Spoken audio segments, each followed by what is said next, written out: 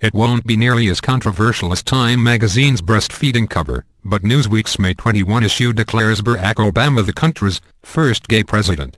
The accompanying cover story was written by Andrew Sullivan, the popular and openly gay political blogger. The magazine even gives the commander-in-chief a rainbow halo.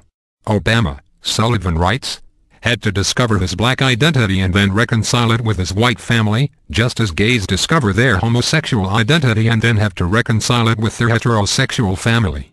The full cover story is not yet online, but in a blog post published earlier this week, Sullivan wrote that Obama's support of gay marriage brought him to tears. "I do not know how orchestrated this was, and I do not know how calculated it is. What I know is that, absorbing the news, I was uncharacteristically at a loss for words for a while, didn't know what to write, and, like many Tish readers, there are tears in my eyes. So let me simply say, I think of all the gay kids out there who now know they have their president on their side. I think of Maurice Sendak, who just died, whose decades-long relationship was never given the respect it deserved. I think of the centuries and decades in which gay people found it impossible to believe that marriage and inclusion in their own families was possible for them, so crushed were they by the weight of social and religious pressure. I think of all those in the plague years shut out of hospital rooms, thrown out of apartments, written out of wills, treated like human garbage because they loved another human being. I think of Frank Kameny. I think of the gay parents who now feel their president is behind their sacrifices and their love for their children. The interview changes no laws, it has no tangible effect. But it reaffirms for me the integrity of this man we are immensely lucky to have in the White House.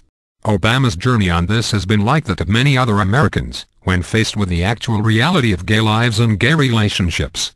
Yes, there was politics and a lot of it. But not all of it. I was in the room long before the 2008 primaries when Obama spoke to the mother of a gay son about marriage equality. He said he was for equality, but not marriage. 5 years later, he sees as we all see that you cannot have one without the other.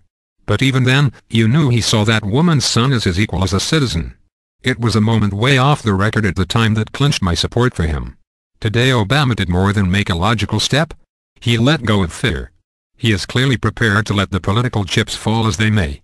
That's why we elected him. The New Yorker, which is also out with a cover story on gay marriage, took a bit more subtle approach with its May 21 issue.